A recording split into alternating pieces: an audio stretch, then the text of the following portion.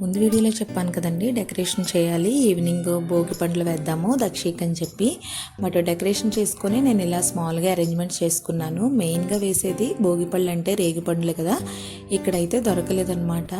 ఏం పర్లేదు, స్మాల్గానే కదా అరేంజ్మెంట్ చేసుకున్నాను, ఆపేద్దాము అని అనుకున్నాను. బట్ మా అత్తగారు రేగి పండ్లు దొరకకపోతేనే ఏమైంది, ఉన్న వాటితోనే శనగలు, కాయిన్స్, ఫ్లవర్స్ ఉంటాయి కదా, వాటితోనే వేసే పిల్లలకి సరదాగా ఉంటుంది కదా అని చెప్పారు. అదేంటి, మెయిన్ రేగిపళ్ళు కదా అని చెప్పాను.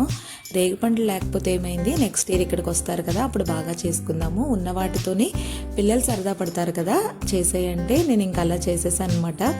బట్ పిల్లలు మాత్రం బాగా ఎంజాయ్ చేశారండి. ఇక్కడ వాళ్ళకి ఇది చాలా కొత్తగా అనిపించింది. నేను వేస్తూ ఉన్నాను, కాయిన్స్ అవి కలెక్ట్ చేసుకోవడం, చాక్లెట్ కలెక్ట్ చేసుకోవడం, చాలా బాగా ఎంజాయ్ చేశారు.